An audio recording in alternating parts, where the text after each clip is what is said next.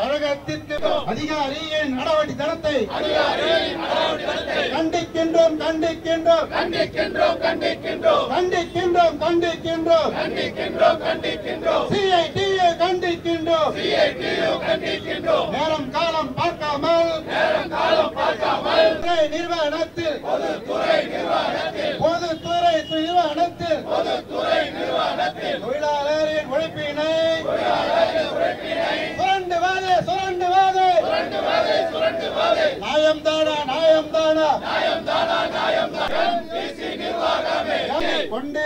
கொண்டு வந்து தொழிலாளரை அவதிக்கு செய்வது நியாயம் தானா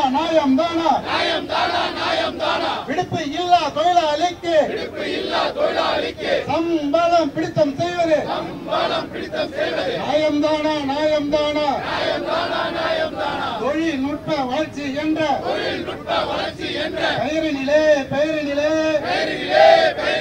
தமிழ்நாடு அரசு போக்குவரத்து தொழிலாளர்களுடைய 15வது ஊதிய ஒப்பந்த பேச்சுவார்த்தை கடந்த மாதம் மே 29ஆம் தேதி 3ஆம் கட்ட பேச்சுவார்த்தையுடன் நிறைவு பெற்றது. எங்களுடைய ஊதிய ஒப்பந்தம் என்பது 1/9/2023 முதல் சம்பள உயர்வு வழங்கப்பட வேண்டும். ஒரு 12 மாதங்களுக்கு சம்பள உயர்வு நிலுவைத் தொகை இல்லாமல் ஒரு ஒப்பந்தம் வந்து நிறைவு பெற்றிருக்குது. 1/9/2024 அரியஸ் 12 மாதம் அரியஸ் இல்லை என்ற அடிப்படையில் இந்த ஒப்பந்தம் என்பது நிறைவு பெற்றிருக்குது. இதனால் வந்து போக்குவரத்து துறையில் கடுமையான ஒரு அதிருப்தியில் அவர்கள் பணிபுரியக்கூடிய ஒரு நிலைமை இருக்குது. சொல்லப்போனால் இந்த மாதம் சம்பள உயர்வு வரும் என்ற ஒரு நம்பிக்கையுடன் போக்குவரத்து தொழிலாளர்கள் வந்து உற்சாகத்தோடு இருந்தாங்க. ஒப்பந்தம் எப்போ முடியும், இந்த முடிஞ்சோன்னே இந்த மாதம் சம்பள உயர்வு வருமா ஒரு எதிர்பார்ப்போட தொழிலாளர்கள் இருந்தார்கள்.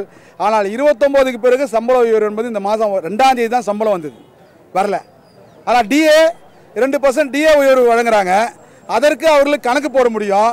ஒரு 40 கோடி ரூபாய் ஒரு மாதத்துக்கு கூடுதல் செலவு என்பது இந்த அரசாங்கத்தால் 40 கோடி கொடுக்க முடியாதா? இப்போ அந்த அடிப்படையில் சம்பள உயர்வு வழங்கப்படாத கடுமையான அதிருப்தியில் இன்றைக்கி வந்து பணியில் இருக்கக்கூடிய தொழிலாளர் இருக்கிறாங்க. அதே போல் 29ஆம் தேதி வரைக்கும் நம்ம வந்து ஓய்வு பெற போகிறோம், 31ஆம் தேதி ஓய்வு பெற போகிறோம், நமக்கு புதிய சம்பளம் வந்து தான் நம்ம ஓய்வு பெறுவோம்னு ஒரு கனவோட சர்வீஸில் இருந்த தொழிலாளிக்கு பழைய சம்பள பில் தான் வந்திருக்குது. இப்போ அவருக்கு வந்து இந்த ஒப்பந்தம் பொருந்துமா பொருந்தாதா ஒரு கேள்விக்குறி. ஒரு 22 மாதங்களாக ஓய்வு பெற்றவங்க ஜூலை மாதம் 2023 ஓய்வு பெற்று இனி வரைக்கும் ஓய்வு கால பணப்பலன் இல்லை. அவர்களும் கடுமையான ஒரு அதிருப்தியில் ஒரு 4000 பேர் இருக்கிறாங்க. அதே போல் ஓய்வு பெற்ற தொழிலாளர்கள் பஞ்சப்படி உயர்வு என்பது வழங்கப்படாமல் ஒரு 94,000 பேர் அதிருப்தியில் இருக்கிறாங்க.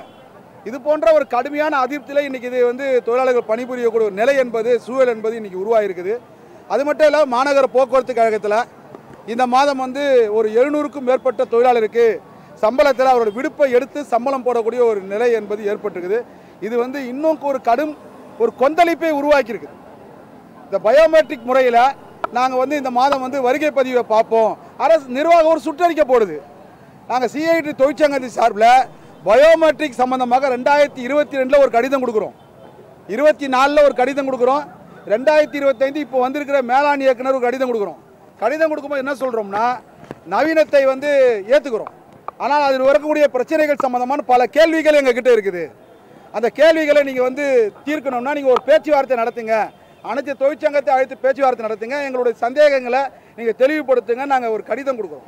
அந்த கடிதத்தோடு என்ன சொல்கிறோம்னா, நீங்கள் பேச்சுவார்த்தை நடத்தாமல் நீங்கள் இதை நடைமுறைப்படுத்தினீங்கன்னா தொழிலமைதி சீர்குலைன்னு சொல்கிறோம்.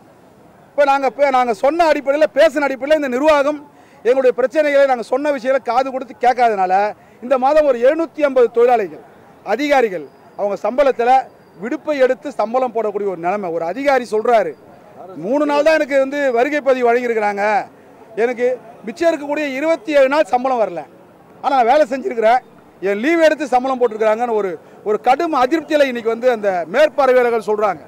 இன்றைக்கி 8 மணி நேரம் வேலை அவங்களுக்கு இல்லை, 8 மணி நேரம் 10 மணி நேரம் செய்கிறாங்க, 10 மணி நேரம் 12 மணி நேரம் செய்கிறாங்க. அப்படியே வந்து இந்த நிர்வாகத்துடைய உத்தரவுகளை அமுல்படுத்தக்கூடிய இடத்துல இருக்கக்கூடிய அதிகாரிகள் கடுமையாக ஒரு மன உளைச்சல் இன்றைக்கி வந்து ஏற்பட்டிருக்குது. அதே போன்று அலுவலக பிரிவில் இருக்கிறவங்களுக்கு வந்து ஷிஃப்ட் மாற்றம் செய்ததுனால அவங்களுக்கும் வரல. இது எலக்ட்ரானிக்ஸில் அவங்க கை வைக்கிறாங்க, பயோமெட்ரிக் கை வைக்கிறாங்க, பயோமெட்ரிக் எடுக்க மாட்டேங்குது. எடுக்காதவரை நாங்கள் சொல்கிறோம், தொழிற்சங்கம் என்ன சொல்கிறோம், ஒரு மேனுவல் ரிஜிஸ்டர் மெயின்டைன் பண்ணி எது வந்து இதில் மிஸ் ஆச்சுன்னா அதை வச்சு போடுங்கன்னு சொல்கிறோம். இந்த முறை வந்து அவங்க எலக்ட்ரானிக்ஸை தான் நம்பியிருக்கிறாங்க, மேனுவல் ரிஜிஸ்டர் பார்க்காதனால இன்றைக்கி ஒரு கடும் மன உளைச்சல் என்பது தொழிலாளிக்கு ஏற்பட்டிருக்குது. இதை கண்டித்து இந்த ஆர்ப்பாட்டம் நடத்துகிறோம். அதோடு சேர்ந்து மாநகர போக்குவரத்தில் பெண் ஊழியர்கள் வந்து ஒரு கடும் மன உளைச்சோடு இன்றைக்கி பணிபுரிந்து கொண்டிருக்கிறார்கள். ஒரு பிரச்சனை சம்பந்தமாக இங்கே வந்து ஒரு ஒரு ஒரு உதவி மேலாளர் ஒருத்தர் அவர் மீது ஒரு புகார் என்பது ஒரு மீடியாவில் யூடியூப்பில் ஒரு செய்தி வந்திருக்குது. இந்த செய்தி வந்து அவர் வந்து பாலியல் ரீதியாக வந்து துன்புறுத்துறாரு ஒரு செய்தி வந்திருக்குது. நிர்வாகம் அது சம்பந்தமான ஒரு விசாரணை அமைக்கிறாங்க. ஏற்கனவே விசாகா கமிட்டி ஒரு கமிட்டி இருக்குது. அந்த கமிட்டி வந்து இவங்க வந்து இருந்த அதிகாரிகள் இப்போ இல்லை, ஒரு மாடிஃபை பண்ணி அந்த கமிட்டியை புதிய கமிட்டியை அமைக்கணும். அந்த கமிட்டியில் பல கோளாறு இருக்குது.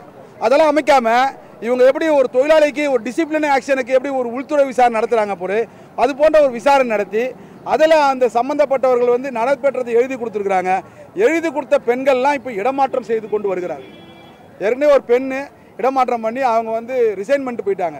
இப்போ ரெண்டாவது ஒரு பெண் ஊழியருக்கு இடமாற்றம் ஏற்பட்டிருக்கு. இப்போ அது சம்மந்தமாக நாங்கள் தொழிற்சங்கம் பேசும்போது இடமாற்றத்தை அவங்க பெற்றுக்கொண்டு அவங்க போய் வேலை செஞ்சாலும் அவர்களுக்கான வருகை பதிவு என்பது விடுப்பு என்பது அனுமதிக்கப்படலை. சம்பளம் போட்டு ரத்து செய்யக்கூடிய ஒரு ஆப்ஷன் பண்ணியிருக்காங்க. சம்பளம் பிடிச்சிருக்காங்க தான் ஒரு நிலைமை. அந்த அடிப்படையில் இங்கே பெண்கள் ஒரு மன உளைச்சலுடன் பணி செய்து கொண்டிருக்கிறார்கள். இது சம்பந்தமாக தமிழக அரசாங்கம் இது சம்பந்தமான வந்து ஏற்கனவே நிர்வாகம் நடத்திய விசாரணை மீது நடவடிக்கை எடுக்கணும். அதில் யாரெல்லாம் தவறு செய்திருக்காங்களோ அவங்க மீது நடவடிக்கை எடுக்கணும். ஒரு பெண்கள் சம்பந்தமாக ஒரு கான்ஃபிடென்ஷியலாக வைக்கக்கூடிய ஒரு புகாரை இவர் பொதுவெளியில் அது யார் புகார்தாரருக்கே இவங்க தெரிவிச்சிருக்காங்கிற தகவல்லாம் எங்களுக்கு வருது.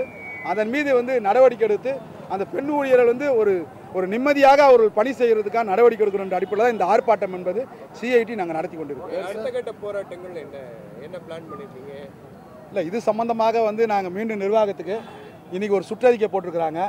பயோமெட்ரிக் சம்பந்தமாக பல விவரங்கள் சொல்கிறாங்க. அந்த பல விவரங்கள் அடிப்படையில் இந்த பயோமெட்ரிக் அட்டண்டன்ஸ் கொடுத்தாங்கன்னா நிர்வாகத்தில் வந்து பல வேலைகள் நடைபெறாது. இன்றைக்கி வந்து 8 மணி நேரத்தில் வந்து அதிகாரிகள் மேற்பார்வைகள் வேலை செஞ்சால் போதும்னா மேற்பார்வைகளுக்கு ரொம்ப வசதி தான். அது நிர்வாகம் அது ஒத்துழைச்சாங்கன்னா மிக சிறப்பு.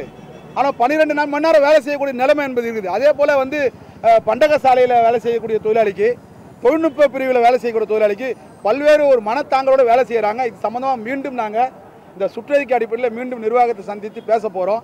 பேசி அவர்கள் நடவடிக்கை எடுக்கலாம். நாங்கள் சட்ட ரீதியாக செல்வதற்கான முடிவை நாங்கள் நிர்வாகிகள் கூட்டத்தில் முடிவு பண்ணி எடுப்போம்னு சொல்லிக்கிறோம்.